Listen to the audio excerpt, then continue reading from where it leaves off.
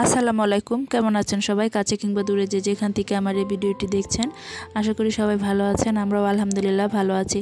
তো অনেক দিন পর আরেকটা ব্লগ ভিডিও নিয়ে হাজির হয়েছি। আসলে আমি ইদানিং এত ব্যস্ততার মাঝে থাকি যে ভিডিও বানাইতেই পারি না।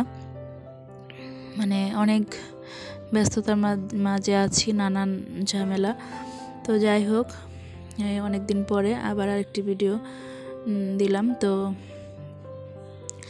সকালবেলা উঠেই আমি পরোটা ভাজা শুরু করে দিয়েছি। তো আমার বাচ্চারা স্কুলে যাবে, তো এখানে আমি কিছু সবজিও রেডি করেছি রান্না করার জন্য। তো সবজি অলরেডি রান্না বসিয়ে দিয়েছি, রান্না হচ্ছে।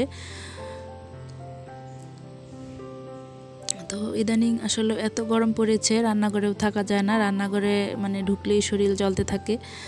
তো খুব তাড়াহুড়া করে নাস্তাগুলো বানাচ্ছি যে কখন রান্না শেষ করে ফ্যানের নিচে এসে বসবো। তো রান্না করে ইদানিং থাকতেই ইচ্ছা করে না, এত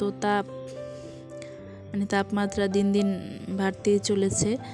তো এদিকে আমার সবজিটাও হয়ে এসেছে, এখন আমি নামিয়ে নিব। তো অনেক সকালে ঘুম থেকে উঠেছি, প্রায় 6টা বাজে। ইদানিং রাতেও একটু দেরি করে ঘুমাই, প্রায় 2টা বেজে যায় রাতের বেলা শুতে শুতে। তো সকালবেলা ওঠাটা অনেক কষ্টকর হয়ে যায়। তো কেয়ার করা, সকালে তো উঠতেই হবে, বাচ্চারা স্কুলে যাবে।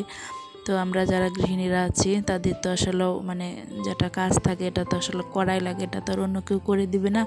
তো এই কাজের টেনশানে চাপেতে দেখা যায় যে সকালবেলা এমনিতেই ঘুম ভেঙে যায়, একটু কষ্ট হয়, তারপরেও কিছু করার নাই, উঠতেই হয় সকালবেলা।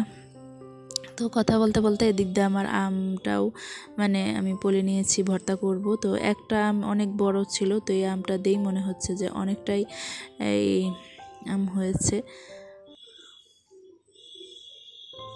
তো এই গরমে একটু আম ভর্তা আসলে ভালোই লাগে দুপুরবেলা যদি খাওয়া হয়। তো যাই হোক, এগুলো আমি আম ভর্তাও খেয়ে নিয়েছি ভর্তা করে অফ ক্যামেরায়। তো এদিকে আবার আমি কিছু আম রেখেছি এই মুরব্বা বানাবো। তো এখানে আমি প্রায় 4-5 কেজির মতো আম কিনে নিয়েছি। তো আমগুলো এখন আমি ভালো করে পরিষ্কার করে নিচ্ছি।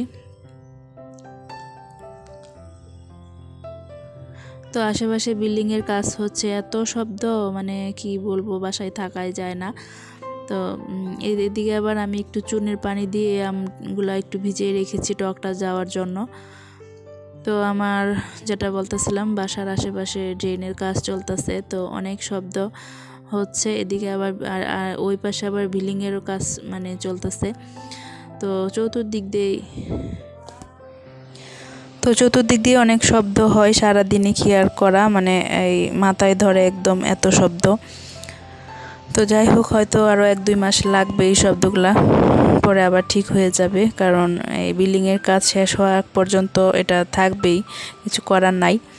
আর এদিকে আমার আমগুলো আমি সব করে নিয়েছি, কাঁটা চামচ দিয়ে একটু ভালো করে সিদ্ধ করে নিয়েছি। তো এখানে আমি আবার আমের পানিটা আবার বের করে নিচ্ছি। তো অনেক দিন পর আসলে আমের মুরব্বা বানাইতেছি, তো তেমন একটা ভালো হয় নাই। তো আবার নতুন করে আবার ট্রাই করব। যখন নতুন করে আবার ট্রাই করব তখন এটা রেসিপিটা আমি দিব আমার চ্যানেলে। তো এখানে আমি আম আর যতটুকু চিনি দিয়েছি তার চেয়েও পানি ততটুকু দিয়েছিলাম, কিন্তু অনেকটাই পাতলা হয়ে গিয়েছে, বেশি একটা ভালো হয় নাই। তো আবার নতুন করে আরেকদিন এটা বানানোর চেষ্টা করব। তো এখানে আমি 3 মগ চিনি দিছি, আবার 3 মগ পানি দিয়েছি। পানিটা মনে হয় 1 মগ দিলে ভালো হতো, বুঝতে পারি নাই। তো এখানে আমি এলাচ, দারচিনি, তেজপাতা, একটু হালকা লবণ এগুলো আমি দিয়ে এটারে আমি একটু ফুটিয়ে নিব। তো চিনিটা গলে যাওয়ার সাথে সাথে আমি এখন আমটা দিয়ে দিব। তো আম দিয়ে আমি এখানে প্রায় 5-10 মিনিটের মতো আমি জাল করে নিব, বেশি না, জাস্ট 1-2টা উতাল হওয়ার সাথে সাথে এটা নামিয়ে ফেলতে হয়। কিন্তু আমার এই মুরব্বাটা একটু নরম হয়ে গিয়েছিল। তো